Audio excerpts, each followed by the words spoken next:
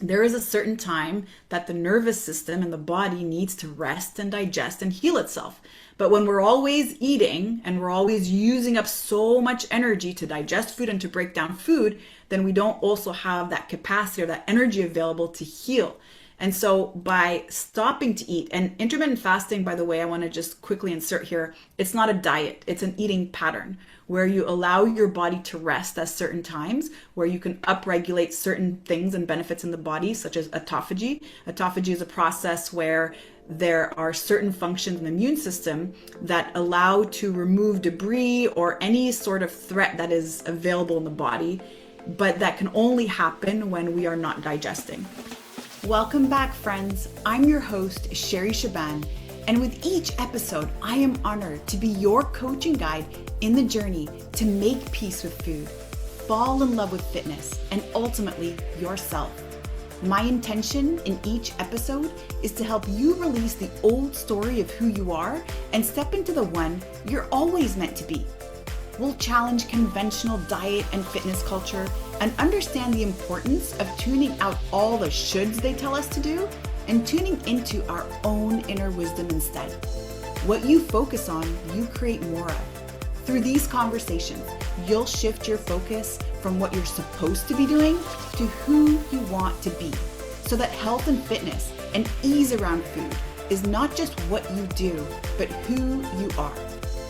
And if you find that this conversation resonates with you today, then I want to invite you to join our free Make Peace with Food Facebook community at myfoodfreedomlifestyle.com, where you can connect with me and my team directly and access all the free trainings and resources we have for you so you can regulate your nervous system and make peace with food. And then also remember to share this episode with someone who you think needs to hear this today. The links are in the show notes. All right, now let's get into it. There is a certain time that the nervous system and the body needs to rest and digest and heal itself. But when we're always eating and we're always using up so much energy to digest food and to break down food, then we don't also have that capacity or that energy available to heal. And so by stopping to eat, and intermittent fasting, by the way, I want to just quickly insert here, it's not a diet, it's an eating pattern where you allow your body to rest at certain times, where you can upregulate certain things and benefits in the body, such as autophagy. Autophagy is a process where there are certain functions in the immune system that allow to remove debris or any sort of threat that is available in the body, but that can only happen when we are not digesting. And so what I like to look at intermittent fasting as, it's actually a health protocol, first and foremost. The side effect of that is releasing weight if we have weight to release. And so when we are intermittent fasting, we are allowing the body to focus on the immune system, to focus on the enzymes that need to be balanced, the hormones that need to be balanced, all the healing that needs to be balanced. And so when we allow for that, we also are allowing for optimization in overall health. And now the other thing that happens too when we're intermittent fasting is we're getting the body to rely on stored energy as fuel. Whereas when we're always continuously eating, the body is getting used to having carbohydrates or glucose as its primary fuel source, which is really great in certain conditions, like endurance events, for example, where you're needing to refuel. However, we're actually adaptable. So we're metabolically flexible. We're adaptable to be able to use different types of energy sources when there is, for example, glycogen not available. So in the absence of glycogen, I should be able to fall on my fat stores as fuel. And again, this could also be very beneficial in endurance sports when we know how to balance the fuel. 12 hours would be the minimum window that we could actually see the benefit of intermittent fasting. So that's not challenging to do. That's 6 a.m. first meal, 6 p.m. last meal. We give ourselves 12 hours to rest, to heal, to digest any extra leftover nutrients that we've put in the body, allow the body to do that. And then we also start to see an improvement in sleep quality when we're doing intermittent fasting. We start to actually see an improvement in performance when we're doing intermittent fasting, simply again, because we are alleviating a lot of that energy that the body was naturally using to digest all the time.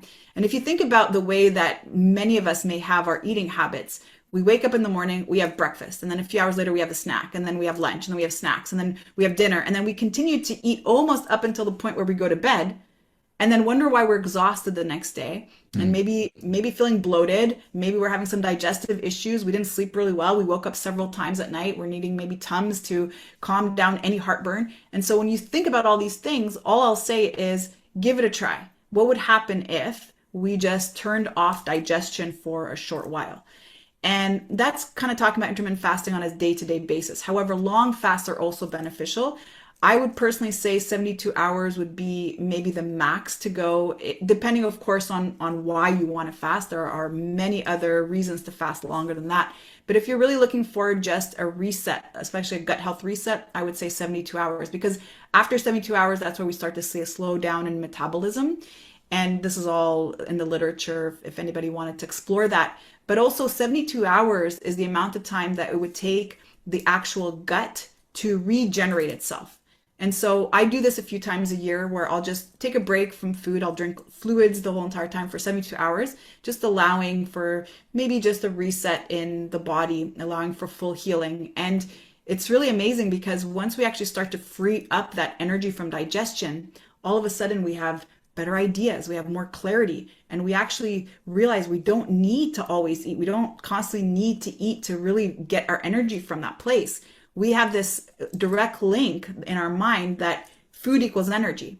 We could even be eating all day long, yet we are not in maybe a good headspace. Maybe we've got a lot of problems in our lives. We're so focused on our problems, and notice how fatigued you feel. So even though you've been eating all day and you're so focused on your problems, you're exhausted. So energy doesn't directly come from food. It actually comes from someplace else. And intermittent fasting helps us connect to that highest level of self where we're not thinking about just food and needing to constantly eat and even distract ourselves with food. And so when we take a look at that, and again, come back to intuitive eating, we're really connecting with what our body is needing in the moment. And it's not always the same. We're not a machine.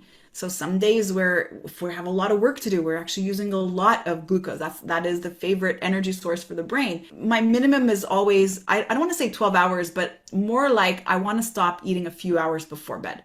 For me, that's probably my sort of one ritual that I really want to commit to because it directly affects my sleep. So if I stop eating a few hours before bed, I know I'm going to get a better night's sleep, and then that's going to affect my day, the rest of the day. So it's when it comes to intermittent fasting and setting your window, it's going to be very, very different for each person, especially if they already have a disordered relationship with food.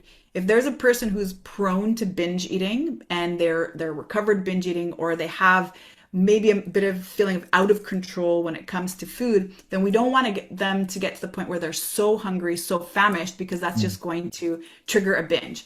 And so something like 12 hours or stopping to eat a few hours before bed would be beneficial for them. Now, a person maybe who is diabetic or a person who's got other conditions that they want to address, we could start to look at maybe a longer window. But what I'll always say when it comes to exercise, training, even eating, we don't really want the body to adapt to this one thing. We always actually want to keep it a little bit more in flow. And so when it comes to intermittent fasting, if you're noticing that you're always doing 18-6, 18-6, 18-6, and you're noticing that it was very beneficial at first, I would even recommend let's change up the window. Don't have the body get used to eating at a certain time. Comes back to that comment that you were saying about snacking. We've actually conditioned our body to think that we need to eat right before we train, or that we need to constantly snack all day. This is conditioning. It's like the Pavlov experiment, right? Just the body's we've programmed it for that. And so let's get away from the programming and get more into the body. So out of the mind and more into the body, and really listen to the cues. And then you'll always have an idea as to where that right window is for you that day. I'll always say to anyone, if you're struggling with a disordered relationship with food that either stems from past traumas or even just a history of chronic dieting, we have to address this first before we can make changes, because any changes that we do going forward, the body starts to see as a threat. And ultimately what we want to do is shift the nervous system from sympathetic nervous state to parasympathetic, where we can then start to habit stack and bring in all these powerful self-serving habits. Thanks for listening to this episode. Whether you're already on your wellness journey or just getting started, we're in this together. If this has resonated with you today, I want to invite you to subscribe to the show so you never miss a beat. And if you know someone who could benefit from this conversation, then please share this episode with them. Let's work together to help as many people as possible make peace with food and fall in love with fitness. And also, don't forget to visit myfoodfreedomlifestyle.com to join the free Facebook group for more resources. Remember, you are an inspiration. I can't wait to hear your story. See you next time.